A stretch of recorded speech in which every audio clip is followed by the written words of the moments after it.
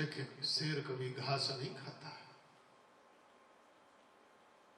अगर शेर घास नहीं खाता तो जंगल में विचरण करने वाला हाथी भी कभी मांस नहीं खाता है, हिरण कभी मांस नहीं खाता है। पशु जो शाकाहारी प्रवृत्ति के हैं, गाय भैंस के चारे में अगर कहीं से मांस का टुकड़ा आ जाए तो चारा छोड़ देंगे, नहीं खाएंगे।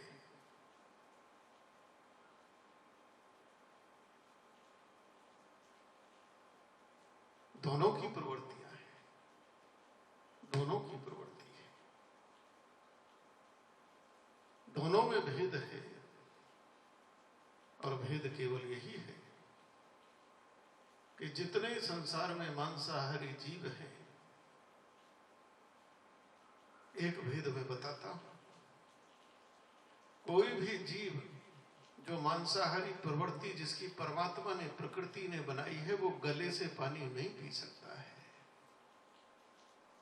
वो जब पानी पिएगा तो जीभ से लप लप लप लप करके पिएगा। सर्प है, मांसाहारी है, जीभ से पानी पीता है, कितना पानी उसकी जीभ पर आएगा। कुत्ता है, बिल्ली है, जल को जीभ से पीते हैं। लेकिन जितने शाकाहारी जीव होंगे वो सब गले से पिएंगे, गटागट पिएंगे, गटागट पिएंगे। गाय भैंस भेड़ बकरी हाथी जितने जीव हैं, यही भेद है। इस इंसान को समझना चाहिए कि परमात्मा ने तेरी प्रकृति क्या बनाई है, कौन सी बनाई है। तो क्या जीव से लप लप करके पानी पीता है? परमात्मा ने इंसान की प्रकृति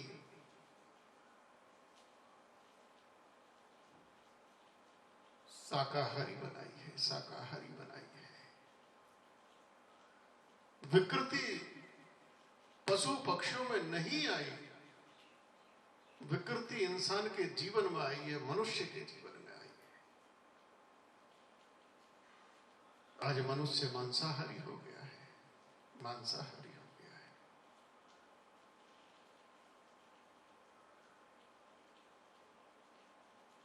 शाकाहारी जीव की प्रवृत्ति हिंसा नहीं होती है, और शाकाहारी जीव में शक्ति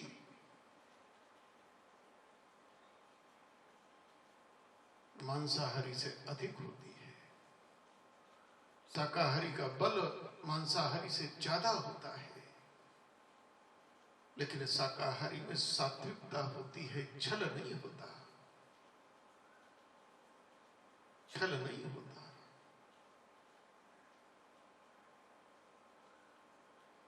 सनातन हिंदू संस्कृति और सनातन हिंदू संस्कृति से जुड़े हुए जितने भी मत हैं, संप्रदाय हैं, सभी ने शाकाहार पर जोर दिया है, शाकाहार पर जोर दिया है। इसलिए हमारी प्रवृत्ति में हिंसा कदापि नहीं हो सकती, छल कदापि नहीं हो सकता। लेकिन मांसाहारी जीव की प्रवृत्ति में छल होता है। मांसाहारी जीव कभी भी सामने से प्रहार नहीं करेगा, नहीं करेगा। उसमें बल नहीं है कि वो सामने आए, वह सामने आए। एक बकरी भी, एक हिरण भी, एक छोटा सा जीव भी अगर शेर के सन्मुख तनकर खड़ा हो जाए, आंख से आंख मिलाकर खड़ा हो जाए, तो लौटना शेर को पड़ेगा। सामने से शेर कभी भी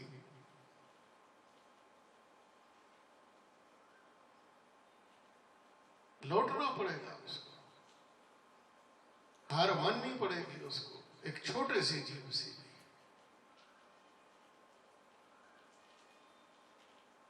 छोटे से भी जीव से, बड़े से बड़ा भी शेर क्यों ना हो,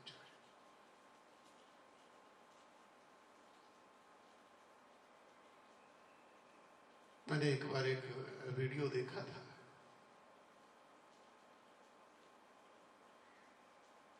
ये छोटी सी गिलहरी, कहीं उसके बच्चे थे, उधर से एक फनफनाता नाग निकला। गिलहरी को खतरा हुआ अपने बच्चों का। छोटी सी गिलहरी उस सर्प के सन्मुख तनकर खड़ी हो गई, तनकर खड़ी हो गई। एक मां अपने बच्चों की रक्षा के लिए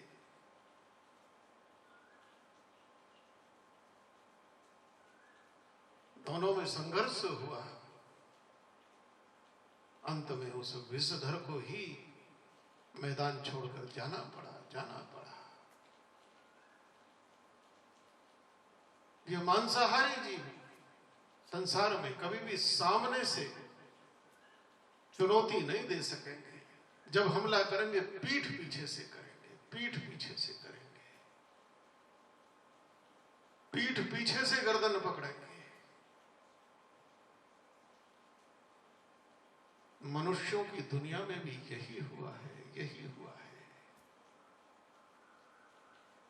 मनुष्यों की दुनिया में जिन्होंने अपनी संस्कृति को विकृत कर दिया, जो मांस का सेवन करने लगे, जिनका जीवन मांस पर आधारित हो गया, जिन्होंने अपनी प्रकृति को ही विकृत कर दिया, उन्होंने दुनिया में सदैव छल से, कपट से वार किया है, वार किया है, पीठ पीछे से वार किया है। क्योंकि उनकी आत्मा में इतना बल नहीं होता कि सामने से वार कर सके। पीठ पीछे से, सोते हुए पर, असावधान शत्रु पर उन्होंने वार किया है। दुनिया के जितने भी आप संघर्ष देखेंगे, बड़े बड़े युद्ध देखेंगे, आक्रमण देखेंगे, लुटेरों की भांति, चोरों की भांति छल और कपट से, छल और कपट से वार किए हैं। ये प्रवृत्ति है।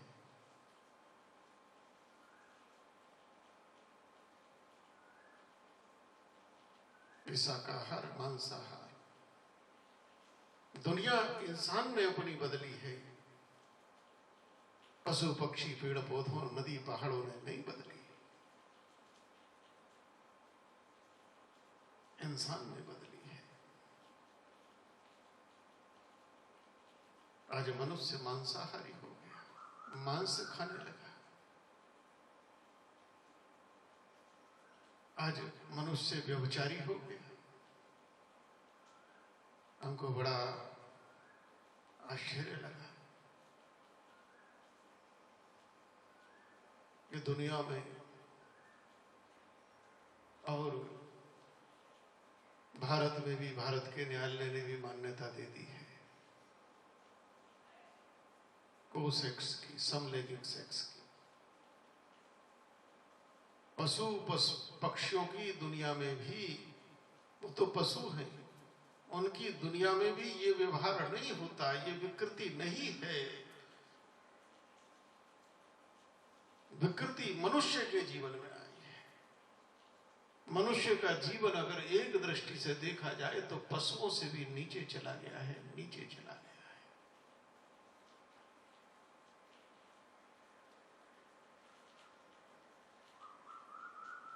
आश्चर्य होता है।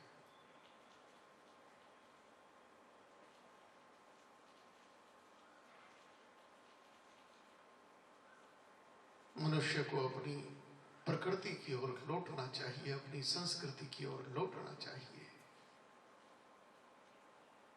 और संस्कृति है मनुष्य को शाकाहार का पालन करना चाहिए, शाकाहारी होना चाहिए।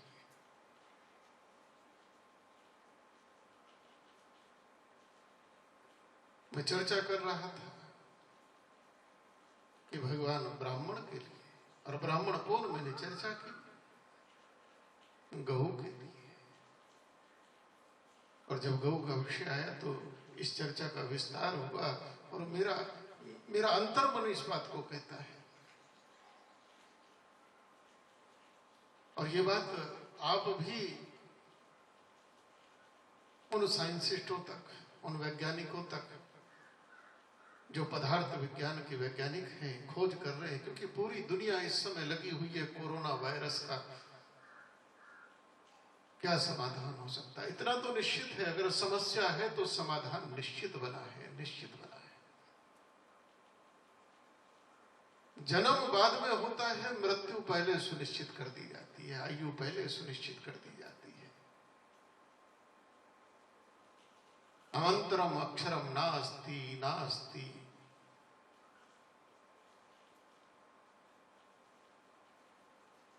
नास्ति मूलो अनौषधम, अयोग्यः पुरुषो नास्ति यो जगस्य तत्व दुर्लभ।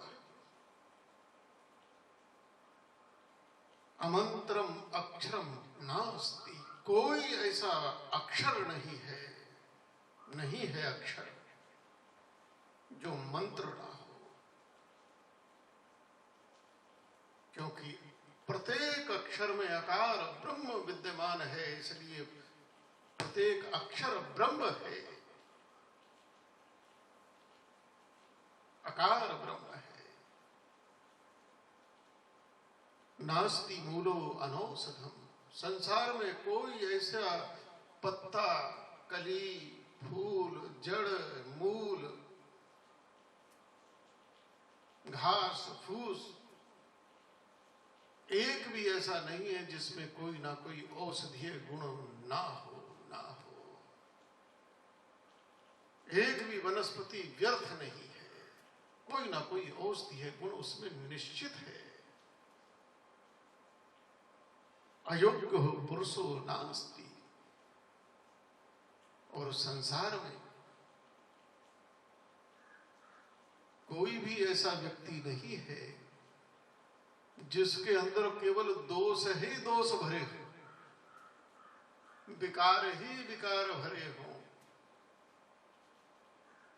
गुण ना हो, कोई गुण ना हो।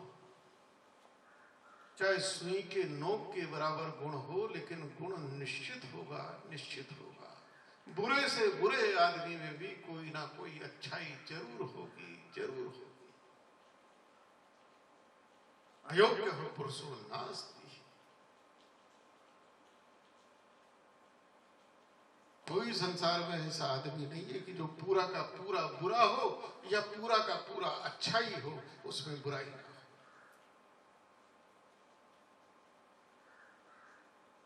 ऐसा भी नहीं है कि पूरा का पूरा अच्छाई हो, कोई बुराई ना हो।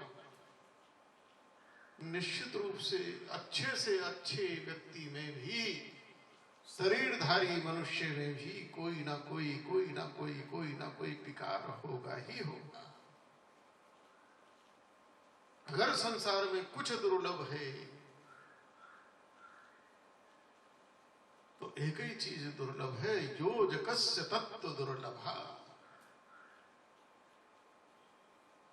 जो हर चीज में छुपे हुए उस रहस्य को देख ले, जान ले, पाले, बस वही दुर्लभ है, वही दुर्लभ है।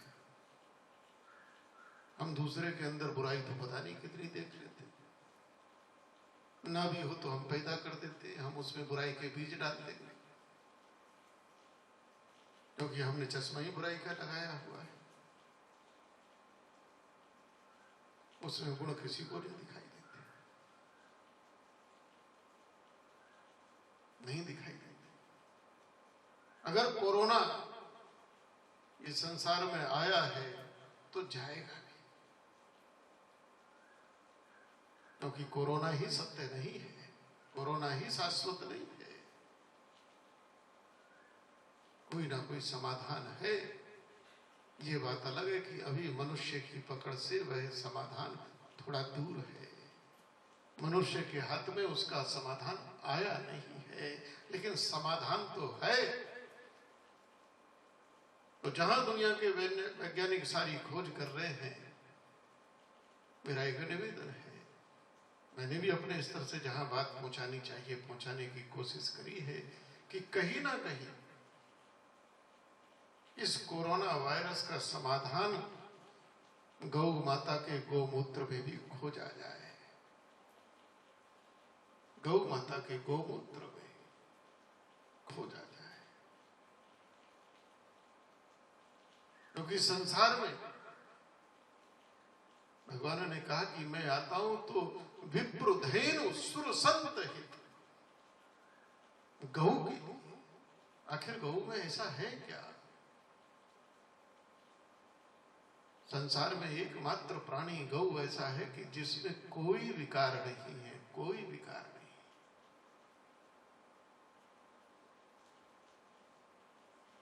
अगर विकार है गौ में तो गौ के मांस में है,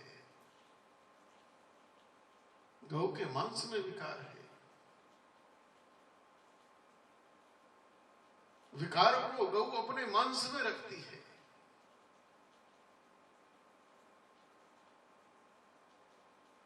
संसार में हर प्राणी हवा ले रहा है, भोजन ले रहा है, पानी ले रहा है,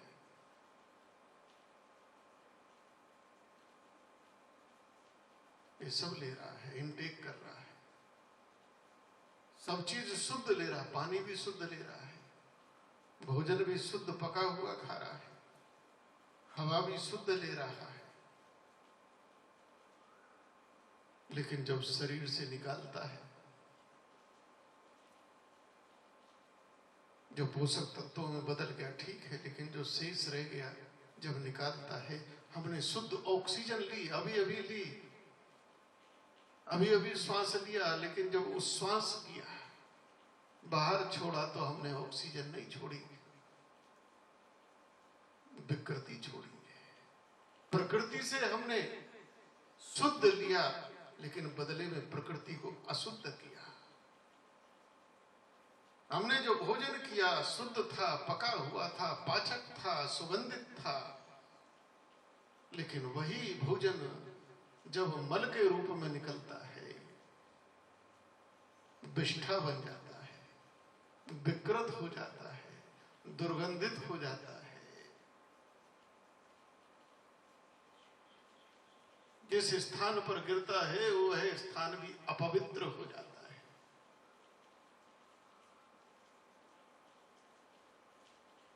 जिन हाथों से साफ करते हैं उन हाथों को भी साबुन से, मिट्टी से बार बार धोते हैं, बार बार धोते हैं। हमने जो पानी लिया, जल पिया, शुद्ध था, लेकिन वही जल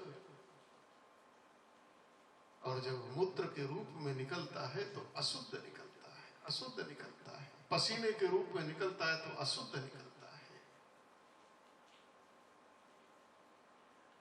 लेकिन गौ संसार में एकमात्र ऐसा जीव है कि जो लेती है बदले में उसको और अधिक शुद्ध करके, पूर्ण शुद्ध करके तब बाहर निकालती है, तब बाहर निकालती है।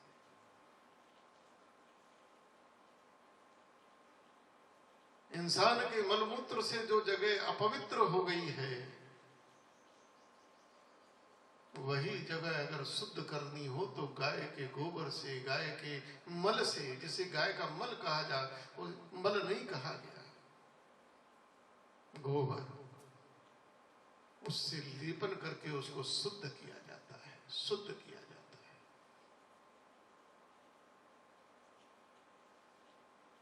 इंसान और जीव जंतुओं का मल मूत्र स्थान को और अपवित्र करता है, लेकिन गौ का गोबर और मूत्र उसी स्थान को शुद्ध करता है। गोमूत्र भी गंगा जल के समान पवित्र होता है, एक भी विकार उस मूत्र में नहीं होता है, अमृत तुल्य वह मूत्र है।